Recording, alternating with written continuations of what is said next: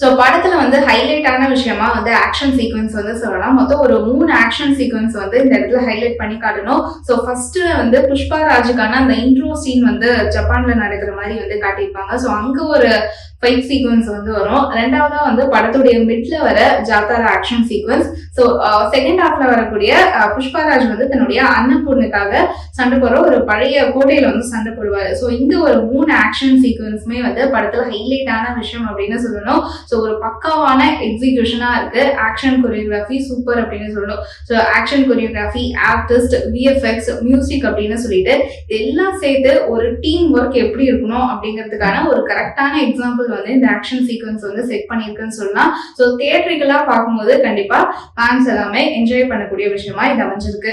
So ஒரு பக்கம் வந்து அல்லு அர்ஜுன் ஆக்ஷன் எமோஷன் அப்படின்னு சொல்லி நடிப்புல மிரட்டிட்டு இருக்காரு அப்படின்னா, இன்னொரு பக்கம் வந்து ஃபகத் ஃபாசிலும் அவருக்கு ஈக்குவலான ஒரு பர்ஃபார்மன்ஸ் வந்து கொடுத்திருக்காரு.